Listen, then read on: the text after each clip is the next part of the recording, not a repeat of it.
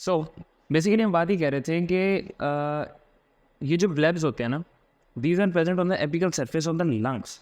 अब अगर आपको याद हो कि प्लूरल मेम्ब्रेन्स किस तरह से अरेंज होती हैं, वो इस तरह से अरेंज होती हैं कि एक होती है विजरल फ्लोरा जो कि लंग्स को लाइन कर रही होती है, और उसके इर्द गिर्द होती है ये पैराइटल फ्लोरा जो कि आपकी रिब्स के साथ जुड़ी हुई होती है और लंग्स के बाहर होती है। इनमें इतनी ज़्यादा स्पेस नहीं होती, मैं सिर्फ एक्सप्लेन करने के पर्पज़ इसके लिए बता रहा हूँ।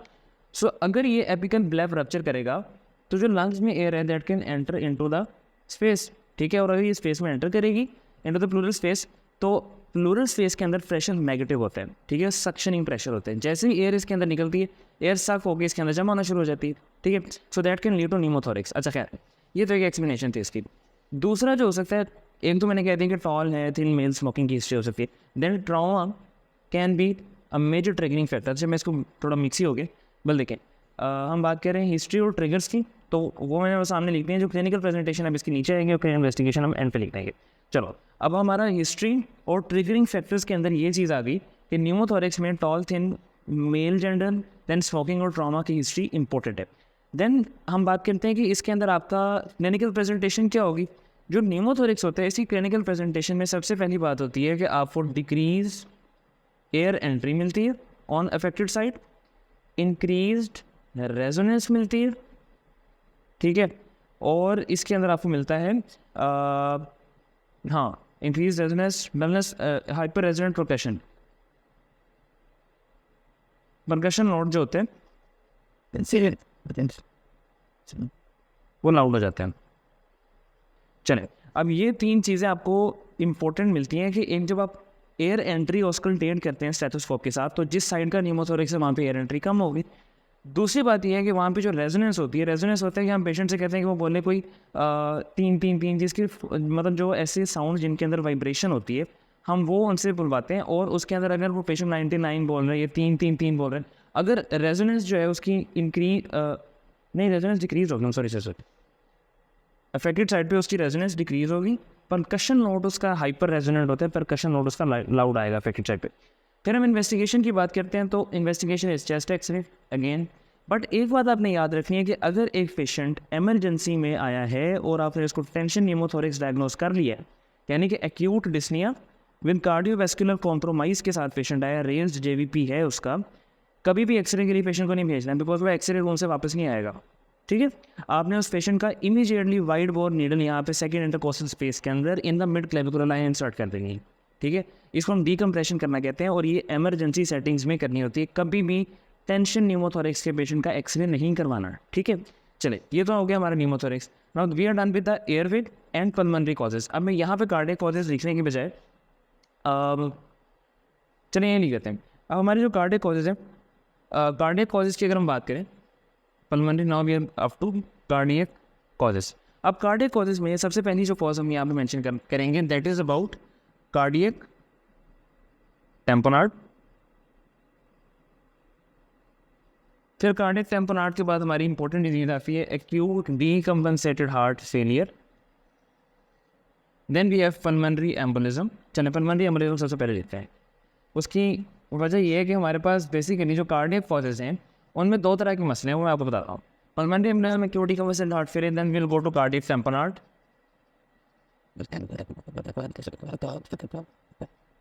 टेम्पोनार्ड, कार्डियक टेम्पोनार्ड्स के बाद हम यहाँ पे कार्डियक एरिथमियाज,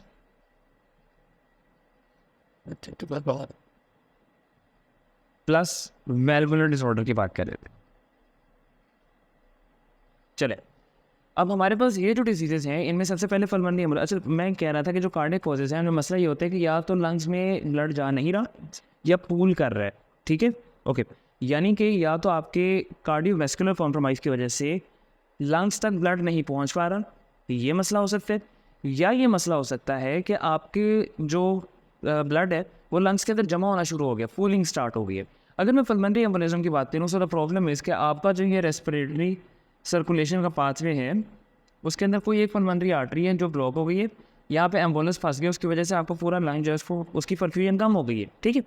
अब पल्मोनरी एम्बोलिज्म कई वजूहत से होते हैं, लेकिन उसके अंदर हिस्ट्री बहुत इंपॉर्टेंट होती है। सबसे पहले हम बात करते हैं कि पल्मोनरी एम्बोलिज्म जो होता है उसके सिम्टम्स क्या होंगे। अगेन, पेशेंट हमारे पास पल्मोनरी एम्बोलिज्म की पेशेंट हमेशा एक्यूट डिस्निया के साथ आती है, एक्यूट डिस्निया। अच्छा, अगर आप नोटिस करें, मैंने अभी कहा कि पल्मोनरी एम्बोलिज्म की पेशेंट फीमेल पेशेंट होती है। मोस्टली पल्मोनरी एम्बोलिज्म के पेशेंट फीमेल होते हैं, गिवन दैट की कोई ट्रॉमा नहीं हुआ तो फीमेल पेशेंट आती है। अच्छा, अब अगर हम हिस्ट्री की बात करें, history and triggering factors, again मैं इकट्ठे लिख रहा हूँ यहाँ पे क्योंकि वो बहुत दूर है, वो लाइन में से सीधी बन नहीं रही। और दूसरा ये है कि यहाँ पे ये होते भी इकट्ठे। पेशेंट अगर तो प्रेग्नेंट है, मोस्टली फीमेल्स ही प्रेग्नेंट होती हैं। अगर patient oral contraceptive pills use कर रही है, ये भी पेशेंट फीमेल होती है। अगर पेशेंट की कोई मेजर सर्जरी हुई है, और अगर एक पेशेंट जो है वो ट्राउमा, उसको कोई ट्राउमा नहीं, कोई मेलिग्नेंसी है, ठीक है, मेलिग्नेंसी, एंड हम एक और इंक्लूड करें अगर पेशेंट को रिसेंट ट्रामा हुआ है। अब ये जो 5 ट्रिगरिंग फैक्टर्स हैं जो हिस्ट्री के लिए इंपॉर्टेंट है पल्मोनरी एम्बोलिज्म में, these are your go to points. आपने हिस्ट्री में पूछना है, आपको हिस्ट्री और ट्रिगरिंग फैक्टर्स गाइड करते हैं towards diagnosing the acute dyspnoea. ये सारी जितनी कंडीशंस है, मोस्ट ऑफ देम आपके डायग्नोसिस बनते हैं on the basis of history and आपका जो क्लिनिकल एग्जामिनेशन होता है, ठीक है। इन्वेस्टिगेशन से फिर हम बाद में करवाते हैं। अच्छा, अब सबसे पहले हमारे पास प्रेग्नेंट पेशेंट, ये सारे जो है, ये अगर आप वो से देखें तो ये सारी हाइपर कोएगुलेबल कंडीशंस हैं। हाइपर कोएगुलेबल कंडीशंस का मतलब है कि वो सारी कंडीशंस हैं जिनके अंदर आपका ब्लड जो है वो क्लॉट करने का रिस्क ज़्यादा होता है। और अगर ब्लड में कोई क्लॉट उठ के आपकी पल्मोनरी सर्कुलेशन में चला जाए, so that will cause pulmonary embolism, ठीक है। अच्छा, अब इसके अंदर ट्रॉमा के साथ एक चीज़ हम यहाँ पे अच्छा, अगर आप गौर तो हम बीच में सिम्टम्स वाली लाइन ही खा गए। खैर, तो एक्यूट डिस्निया होते हैं। एक्यूट डिस्निया के साथ सिम्टम्स मैं इसमें यहाँ पर मैंशन कर देता हूँ। अच्छा नहीं, यहाँ पर इसको ना एक और चीज़ लिखें कि क्लिनिकल प्रेजेंटेशन के ऊपर पेशेंट प्रेजेंट करते हैं विद इंक्रीज्ड हार्ट रेट। ये पूरा जो टेबल है सॉफ्ट कॉपी में, अभी तो ये थोड़ा सा रफ सा हो गया because I explaining all the symptoms and diseases individually, लेकिन मैं ये डिस्क्रिप्शन में इसका जो सॉफ्ट कॉपी वाला टेबल है वो नीट है, वो मैं डाल दूँगा। अच्छा, खैर, हार्ट रेट ज़्यादा, पेशेंट को प्लोरेटिक चेस्ट पेन है, चेस्ट पेन। और तीसरी चीज़ इसके अंदर होती है कि पेशेंट के अंदर कोई डीप वेन थ्रोम्बोसिस की हिस्ट्री होगी, या फिर आप क्लिनिकली एग्जामिन करने पे आपको मिल जाती है लंग्स के अंदर या कहीं पे डीप वेन थ्रोम्बोसिस है, तो वहाँ से कोई एम्बोलस डिटैच करके आपके लंग्स में जा सकता है, ठीक है। सो ये 3 चीज़ें जो हैं, with the history of pregnancy, OCP use, surgery, malignancy या trauma, and the patient is presenting with acute dyspnoea, all of that is leading you towards the diagnosis of pulmonary embolism. फिर इसकी इन्वेस्टिगेशन कौन सी करवानी है? यहाँ पे आपको जो स्पाइरल सीटी होता है ना, जिसको हम सीटी एंजियोग्राफी कहते हैं, सीटी एंजियोग्राम, ये गोल्ड स्टैंडर्ड है, ठीक है। ये हमने पल्मोनरी एम्बोलिज्म के केस में करवाना होता है। Then let's move on to acute decompensated heart failure. अब जो एक्यूट डीकम्पनसेटेड हार्ट फेलियर होता है, इसके कई सारे सिम्टम हैं, लेकिन हम सबसे पहले बात करते हैं एक्यूट डिस्निया, जो हमारा इस टाइम पे कंसर्न है। एक्यूट डिस्निया के साथ इन पेशेंट्स के अंदर सिम्टम आते हैं जिसको हम बोलते हैं ऑर्थोपनिया। ऑर्थोपनिया क्या होता है? ऑर्थोपनिया का मतलब है कि पेशेंट जो है वो सिटिंग पोजीशन में कंफर्टेबली ब्रीथ कर पा रहे हैं, लेकिन जैसे पेशेंट लेटता है, पेशेंट की ब्रीथिंग कॉम्प्रोमाइज़ हो जाती है। इस तरह के पेशेंट को जब भी आप अपने क्लिनिकल वार्ड्स में देखेंगे, ये ट्राइपॉड पोजीशन में बैठे हुए होते हैं। ट्राइपॉड पोजीशन का मतलब है कि पेशेंट इज सिटिंग, थोड़ा सा हंच्ड अपेयरेंस होती है, और वो अपने बाजू अपने टांगों के दरमियान में रख के बैठे हुए होते हैं, ठीक है। इसको हम ट्राइपॉड अपेयरेंस कहते हैं। पेशेंट झुक के बैठते हैं आगे। जब पेशेंट इस पोजीशन में बैठता है तो उसके जो अब होता ही है कि बेसिकली ये कंडीशन है जिसके अंदर लंग्स में ब्लड नहीं जा रहा था। अगली तीनों कंडीशन में लंग्स में ब्लड जमा हो जाता है, पूल कर रहा है, तो पल्मोनरी एडिमा डेवलप करते हैं। अब पल्मोनरी एडिमा अगर तो जब पेशेंट लेटेगा तो लंग के जो लोअर लोब्स होते हैं, अगर मैं इसको लंग्स को इस तरह से ड्रॉ करूँ तो यहाँ पे पल्मोनरी एडिमा एडमेचस फ्लूइड ऐसा होता नहीं है, ठीक है। मतलब इट्स नॉट, बहुत क्रूड डायग्राम बना रहा हूँ, लेकिन मैं आपको समझाने के लिए कह रहा हूँ कि ये फ्लूइड जमा हुआ है। जैसे पेशेंट लेटेगा, this fluid will move upwards और लंग्स के सारे लोब्स इन्वॉल्व होते हैं और पेशेंट का रेस्पिरेटरी डिस्ट्रेस स्टार्ट हो जाता है। जब पेशेंट ट्राइपॉड पोजीशन में बैठता है, because of resistance of gravity, ये वाला जो फ्लूइड है वो नीचे आ जाता है, लोअर लोब्स में पूल करता है और पेशेंट का सांस कुछ हद तक बेहतर हो जाता है। इसलिए पेशेंट प्रेफरेबली सोते भी तकिए रख के हैं। आपने पेशेंट से हिस्ट्री में पूछना होता है कि बैठ के सोते हैं, कितने तकिए कमर के नीचे रख के सोते हैं। पेशेंट आपको बताते हैं कि भाई मैं लेट के नहीं सो सकता, मुझे बैठ के सोना पड़ता है, ठीक है। अच्छा, नेक्स्ट हम बात करते हैं कि पेशेंट एक्यूट डिस्निया के साथ आएगा, ऑर्थोपनिया के साथ आएगा, फिर पेशेंट प्रोडक्टिव कफ के साथ आता है। अब ये जो प्रोडक्टिव कफ है ये बहुत इंपॉर्टेंट है, बिकॉज आपको जो स्प्यूटम का कलर होता है ना, वो आपको बहुत कुछ बताएगा। हमने यहाँ पे बात की थी निमोनिया की। निमोनिया के अंदर भी आपका पेशेंट प्रोडक्टिव कफ के साथ आएगा, लेकिन ग्रीनिश स्प्यूटम होता है और उसके अंदर ब्लड टिंज्ड स्प्यूटम हो सकता है। COPD के अंदर आपको जो स्प्यूटम मिलता है वो भी ग्रीनिश स्प्यूटम होता है, ठीक है। ये जो आपका एक्यूट डीकम्पनसेटेड हार्ट फेलियर का स्प्यूटम है, या ये वाइट कलर का होता है या ये रेड कलर का होता है, ठीक है। ये स्प्यूटम की मैं बात कर रहा हूँ। अब ये जो स्प्यूटम है ये पल्मोनरी एडीमा की वजह से डेवलप करता है, ठीक है। और ये स्प्यूटम इन्फेक्टिव नहीं है, इसलिए ग्रीन कलर का नहीं होता, ये इसका कलर वाइट या रेडिश होता है। पेशेंट को जब हम क्लिनिकली एग्जामिन करेंगे तो ऑर्थोपिया मिला, हमें प्रोडक्टिव कफ मिली, रेड वाइट स्प्यूटम मिला, साथ हमें एक और बहुत इंपॉर्टेंट फाइंडिंग मिली जिसको हम बोलते हैं वीज। अब अगर आपको याद हो तो हमने वीज के बारे में बात की थी इधर, ठीक है, एनाफिलेक्सिस में बात की थी, एंजियोडीमा में बात की थी, लेकिन सबसे ज़्यादा इंपॉर्टेंट हमने यहाँ एस्दमा में बात की थी। जब हम एस्दमा की बात कर रहे थे तो मैंने आपसे कहा था कि मैंने लिखा नहीं है कहीं पे, हाँ, बट इसमें जो है ना पेशेंट को एस्दमा स्पेसिफिक वीज होती है। अब अगर हम वीज की बात करें तो सबसे पहले डिजीज़ आती है जहन में एस्दमा है, लेकिन एक्यूट डिकम्पेंसेटेड हार्ट फेलियर के अंदर भी आपको वीज मिल सकती है। इसका मतलब है कि वीज इज़ नॉट स्पेसिफिक और limited to asthma, there are multiple conditions. जब आपको वीज मिल रही है, आपने हॉस्पिटल ट्रीट किया, वीज आ गई, इसका मतलब ये नहीं कि उसका एस्दमा है। इस तरह की वीज को हम कहते हैं कार्डियक एस्दमा, ठीक है।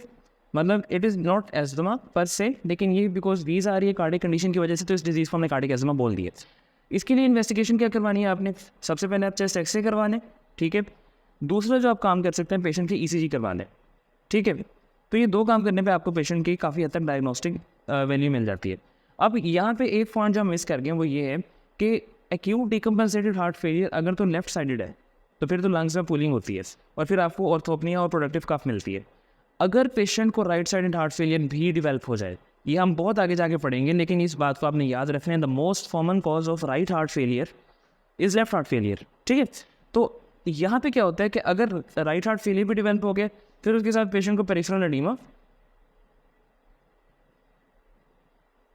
और साथ रेज जेबीपी डेवलप हो जाता है, ठीक है। तो ये चीज़ आपने याद रखनी है। अच्छा, इससे मुझे एक पॉइंट याद है, अभी ये टेबल आगे से जैसे जैसे हम आगे बढ़ते जा रहे हैं वैसे वैसे ये और से और ही रॉ होता जा रहा है, लेकिन इसकी एक बहुत नीट वर्जन सॉफ्ट कॉपी में पड़ा हुआ है, वो डिस्क्रिप्शन में भी आ जाएगी, वो फेसबुक ग्रुप से भी आपको मिल जाएगी। अच्छा खैर, आर्ट्स के अंदर एक बहुत इंपॉर्टेंट पॉइंट है, मैं उसके ऊपर मेंशन कर रहा हूँ। आर्ट्स का डायग्नोसिस हमेशा बनाने से पहले आपने कार्डियक पैथोलॉजीज को रूल आउट करना है। You have to make sure कि ये आर्ट्स है और ये एक्यूट डिकम्पेंसेटेड हार्ट फेलियर नहीं है। वो कैसे पता लगेगा?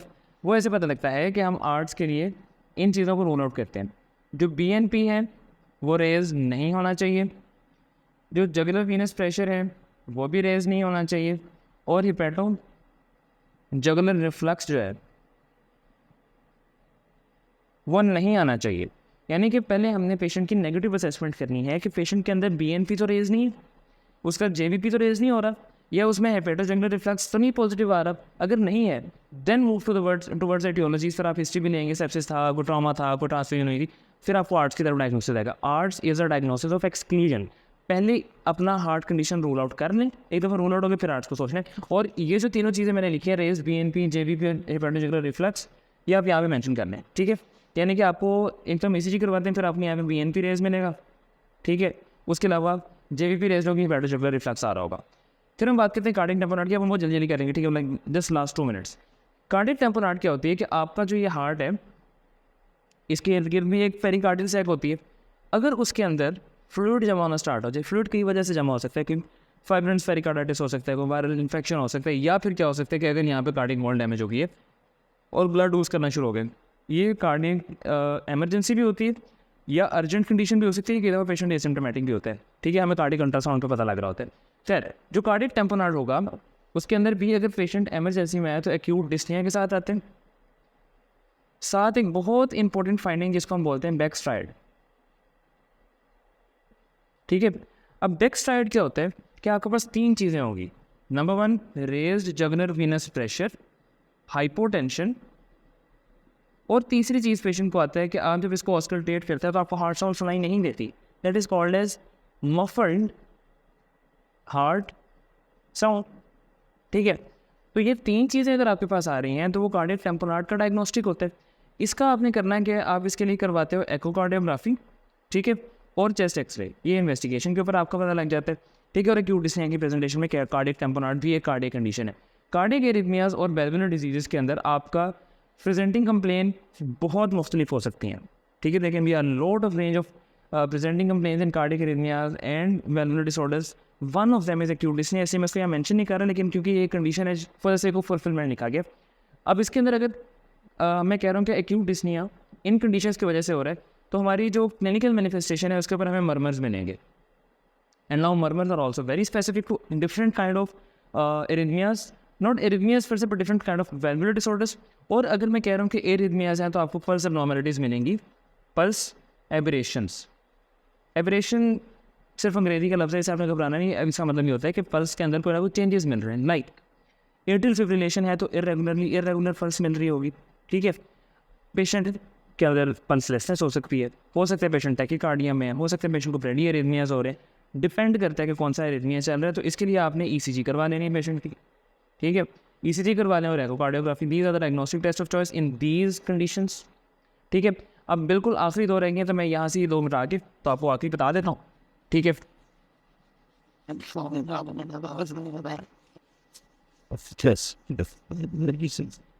यहाँ मेंशन कर देते हैं अदर्स, ठीक है। मिसलेनियस की बात कर रहा हूँ। चलिए ये सारे यहाँ से रिमूव कर रहे हैं ताकि कंफ्यूजन बाद में क्लियर ना हो।